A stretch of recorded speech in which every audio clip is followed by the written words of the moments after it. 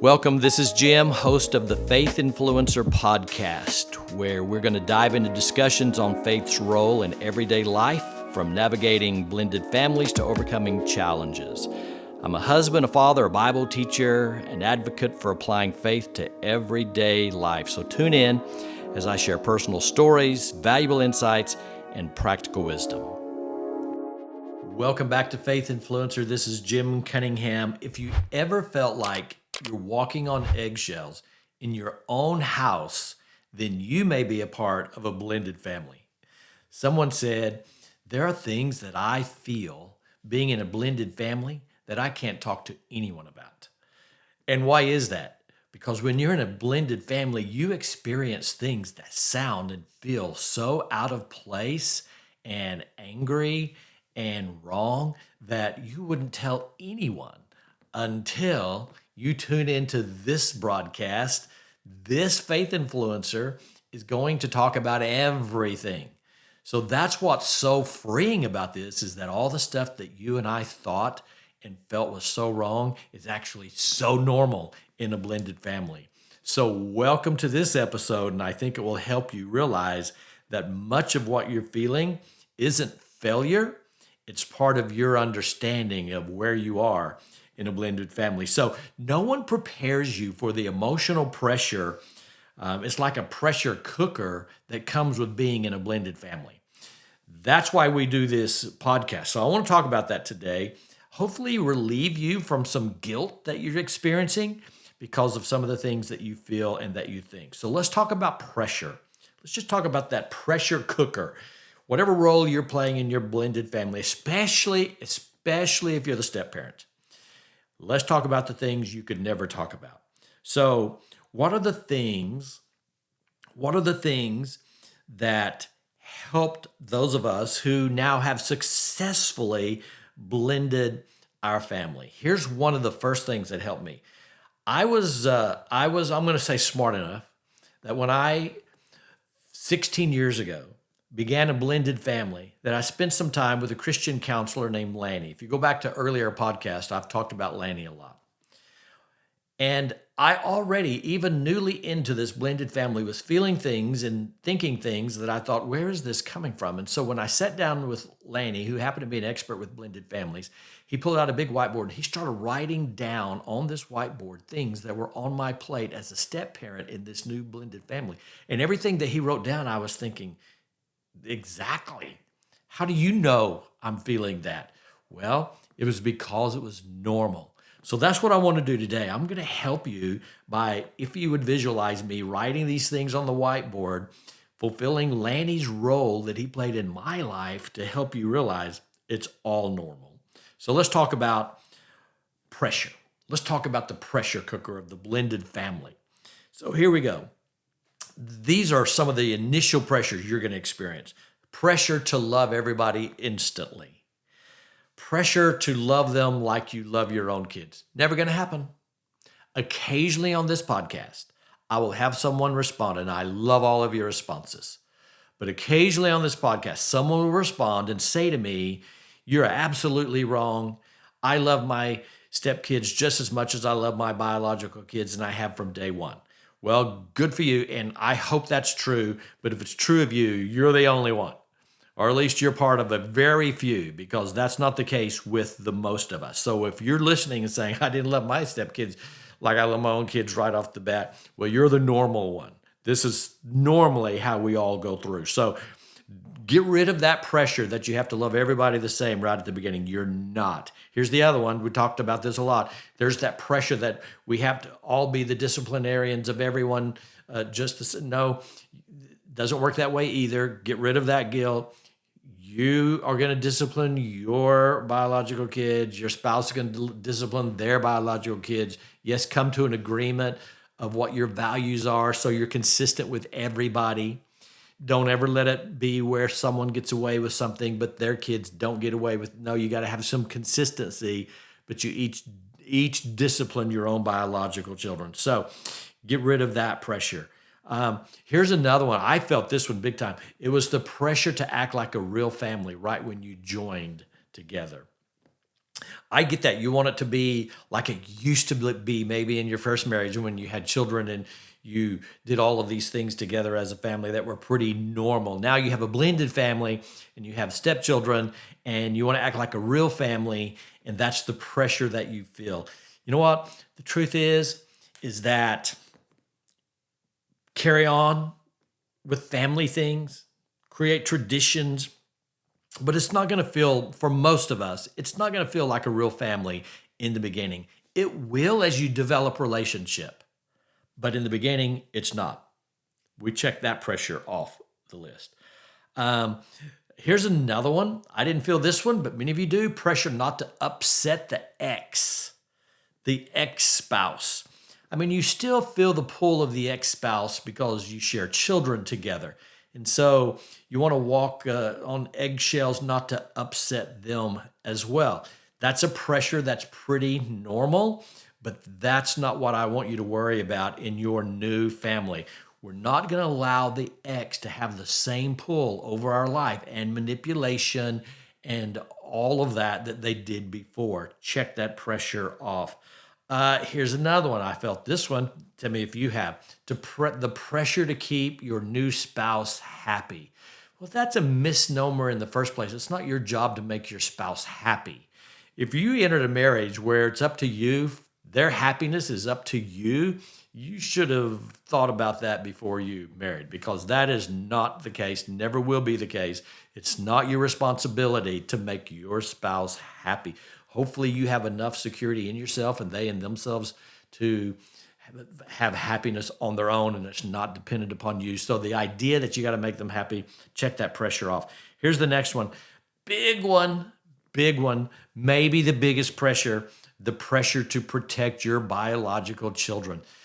Now, you feel so guilty for this. I know, because this is a normal thing. This is pretty much universal in blended families, where you feel like to some extent you're guarding your own children.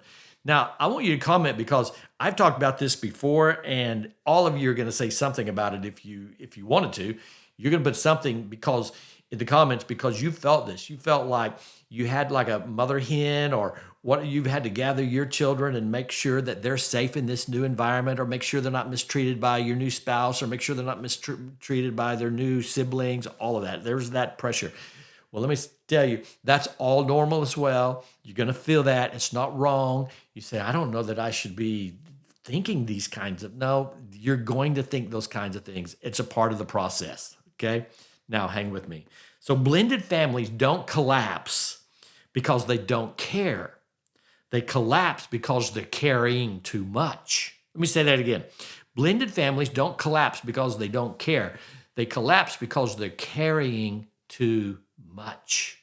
What do I mean by that? All of these pressures that you're experiencing, I want you to check them off the box, take them off your plate. They're all normal. Give up the guilt of feeling this way. It's a part of it. So you're carrying too much with all of that. Now let's take the next step. So here are some step parent specific pressures that some of you are feeling.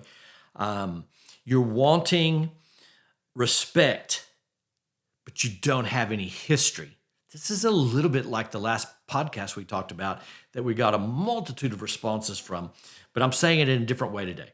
You're wanting respect, but not having any history. It's hard to have respect when you don't have any history in the family, right?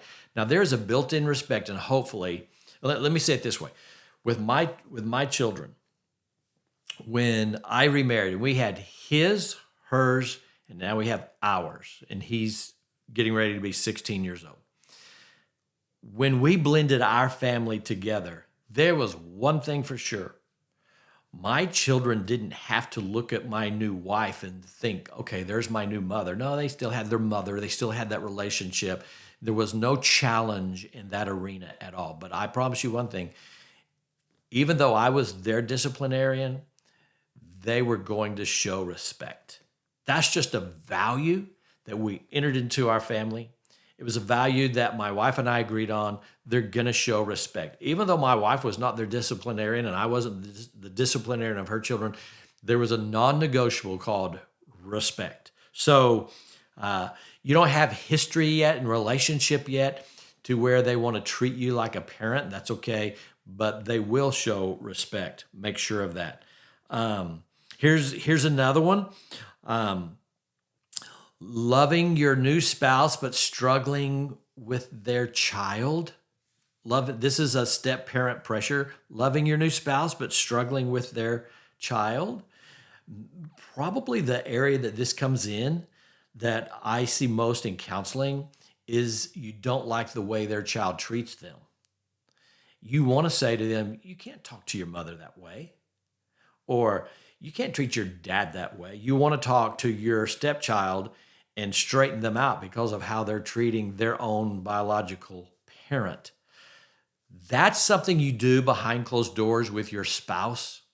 That's where you get help there. It's just not going to be your place to discipline your stepchild, even if you feel like they're disrespecting their biological parent. If you step onto that ground, you're going to regret it. Needs to be addressed, but it's the biological parent that has to address that. All right, here we go. Here's the one that you're afraid to talk about.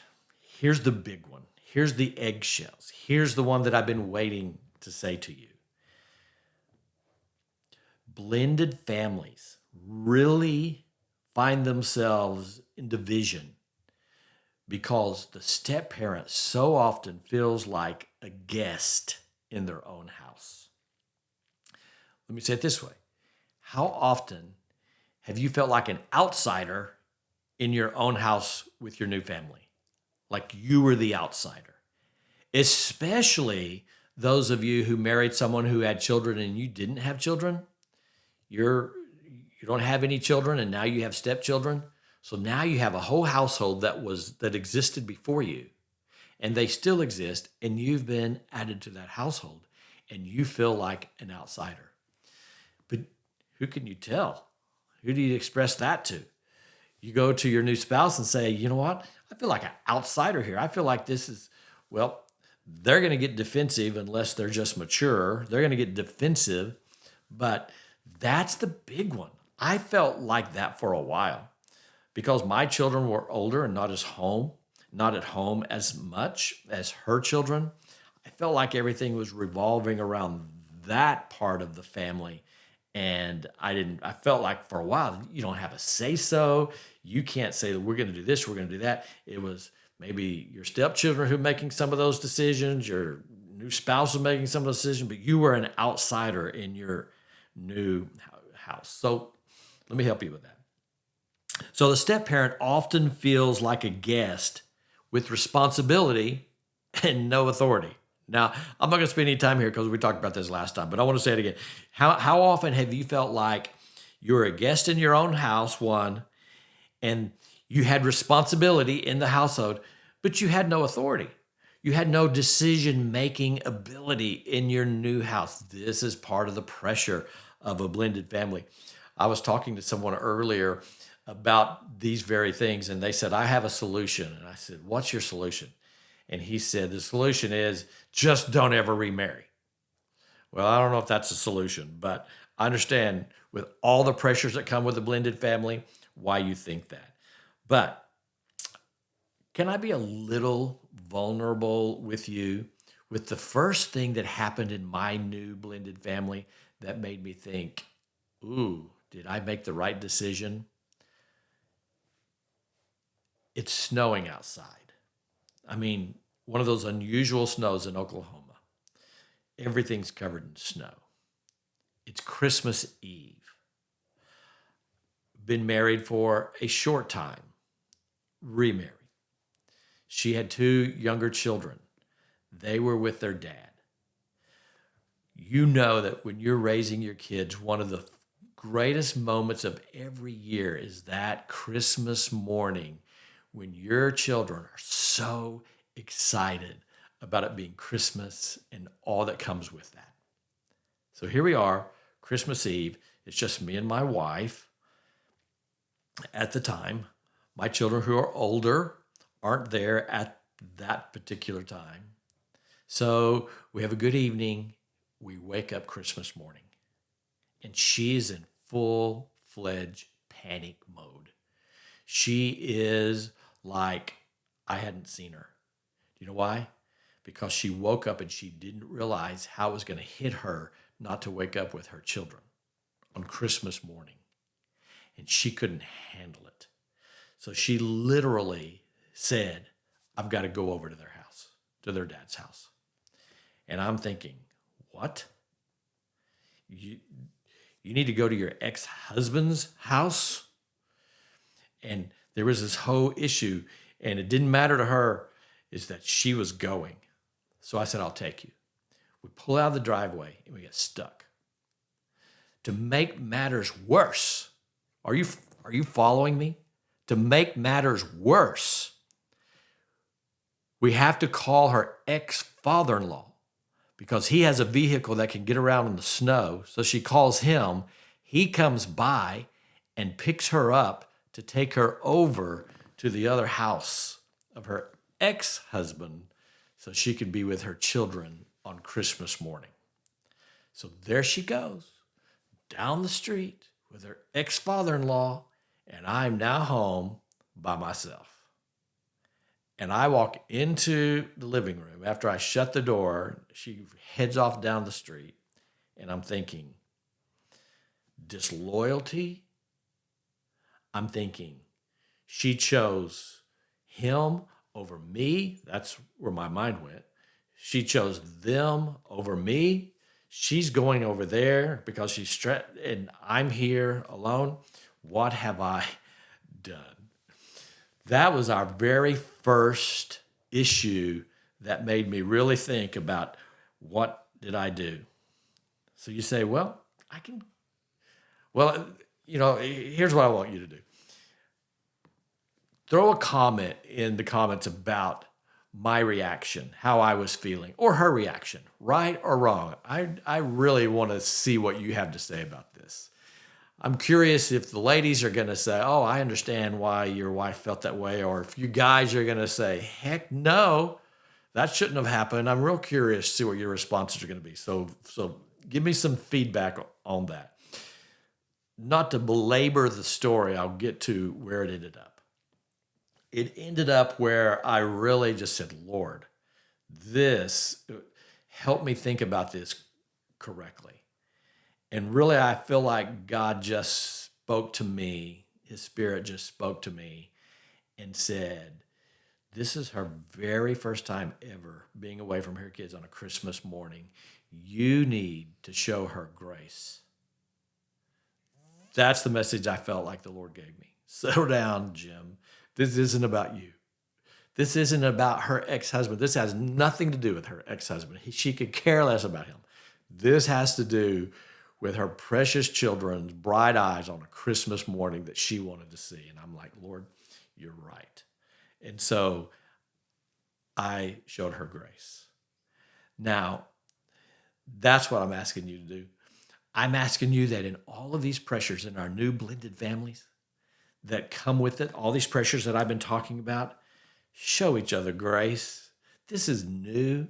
You have things you've never even thought about. You have things on your plate that you have things going through your mind that you never thought you would think about. And all of a sudden you're feeling angry towards your spouse and you're thinking some of the same things that I was thinking. And you come up with all these crazy ideas in your head that probably are not even close to the truth. But that's how we do. That's how our minds go off like this. Show grace. Show them grace. So this is really powerful territory that you're going to have to show grace, because if you don't, you may not make it. Or if you do make it, you're going to begin to build resentment. And that's what would have happened to me. My wife would not have come home from that, and I would have said, okay, this isn't working, I'm out. I wouldn't have done that. But had I not experienced this little time with the Lord, what would have happened is I would have become resentful. I would have built up resentment. Emotional distance would have taken place. Now, that's what some of you have already done. Some of you right now have emotional distance because there was some misunderstanding that you maybe haven't even expressed to your spouse, and your mind started thinking things that probably they were not even thinking. and you've created this resentment and emotional distance. Quiet resentment building over time becomes detrimental to the happiness of your blended family. Show them grace. So, marriage doesn't struggle because of a lack of love. Marriages struggle because of misaligned loyalties. And I'm just going to leave it at that. Let me wrap this up and throw in a little hope here. Pressure will decrease if you will do these following things. Pressure decreases in your blended family when your expectations are adjusted. That's a big one. We have to adjust our expectations because it's a whole new world for all of us, and we're trying to navigate this. Pressure will diminish if you'll realize that authority follows connection, it doesn't come before. Pressure will diminish when you protect your marriage first. Marriage can't be secondary, can't come somewhere down the road. Marriage has to be protected first. And then last, what I've already said, pressure in your blended family will diminish when grace replaces performance.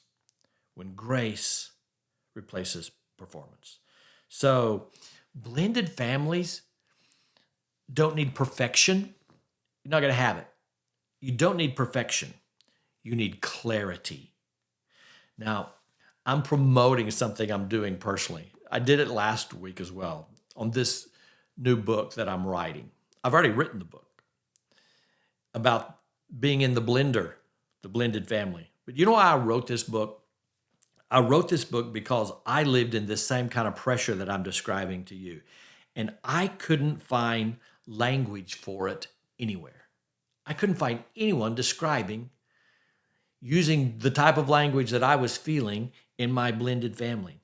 And blended families deserve more than survival. They deserve a framework around which to build their blended family. That's why I wrote this book. I'll talk to you more about it later. But I want you to know you're not failing. You're probably just using the wrong playbook. And so there's always hope. You can thrive in your blended family. Thanks for joining us, as always, on Faith Influencer, and I look forward to talking about this next time.